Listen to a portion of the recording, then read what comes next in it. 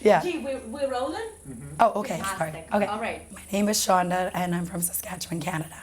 Beautiful. So, Shonda, prior to joining WCA, what would you say was the biggest challenge in your life or the biggest problem, and how do you feel like that was affecting you? Oh, I feel like I wanted more for myself, and I just kept continually holding myself back. Not taking chances on myself, not believing in myself. Yes. And were there any, for example, like procrastination? Definitely. Or any habits that you feel like were really holding you back? Yeah, procrastination and self-sabotage were huge for me. Yeah.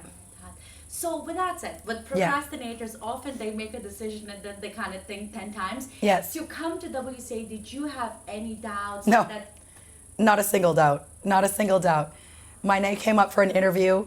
I hopped on that call, and I think I had my second interview the next day or a little bit later, and I went to sleeping just telling myself, you're going, you're in. There's nothing to even think about. You're in. And then, of course, I was in. Was not a doubt in my mind that this was here for me.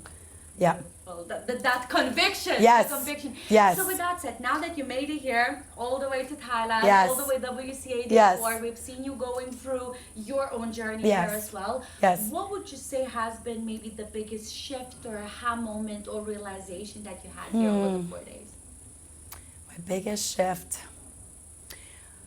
I think the biggest shift is yet to come. I feel the precipice, but I think it's just being in a place that's allowing me to transcend, to grow.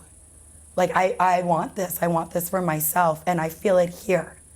I feel it here. So the biggest shift is just giving myself permission to go for it. Yeah. And you've done the LMA before, right? Yes. So, often people, like, for example, because I have interviews all the time, and sometimes they say, how WCA is different from LMA. And of course, every person has LMA in a different way. Yeah. What would you say for you is the biggest difference between LMA and the teachings in LMA to what you experience at WCA? I mean, LMA is amazing, but nothing compares to WCA. Nothing compares to being in a room with like-minded people, to being constantly elevated, encouraged, here, present, like making the decision to come here, investing in yourself, being here, being present here, and you really learn that if you have setbacks or you feel like you've had a setback, it's an expanding opportunity to rebuild a new pattern, to reset, and to go for it. That's been my lesson. I guess that's been my biggest breakthrough, is that I feel like I've ended a pattern.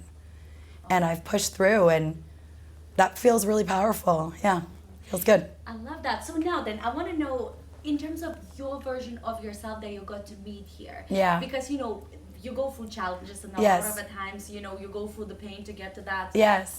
breakthrough. What would you say has been the biggest challenge for you here, and how did you overcome it in the 4 days? The biggest challenge for me here, I think I'm still meeting that challenge, to be quite honest.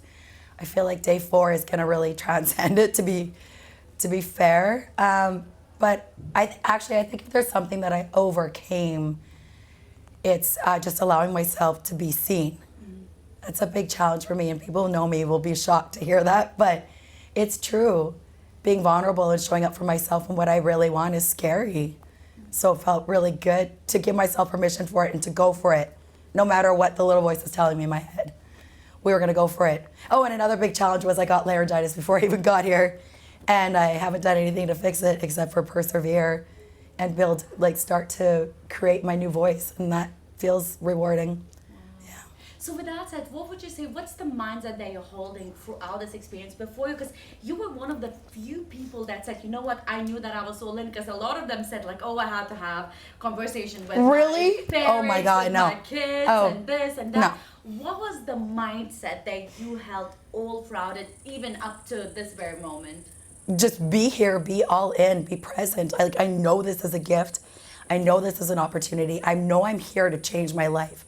And if I want the opportunity to do that, I have to go all in. I have to try. No regrets.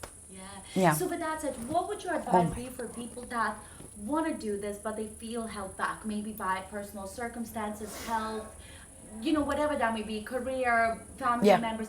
What would you say to that person that wants to do it but they're afraid? Be honest with yourself. is it something that you really want? Do you really want to propel your life forward? Are you ready for this? And if you are, make it a priority. Believe in it. Take a chance on yourself. Go for it. Push through the fear. Push through the doubt. You know what you want. You always know what you want. You can ask the entire world for their opinion. It doesn't matter. You already know. So you need to listen to yourself and honor that voice and just push out all the outside noise, because what matters is what's in here. I love that. Final thing. Okay. It's not a question, it's Okay. a freestyler. What's one message that you would like to share with everybody? Be here, be present.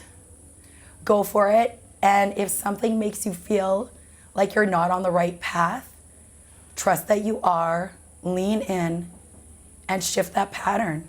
Rewrite your story. Your story is not your story. You can always rewrite it. You can always change it. Go after what you want. Yeah.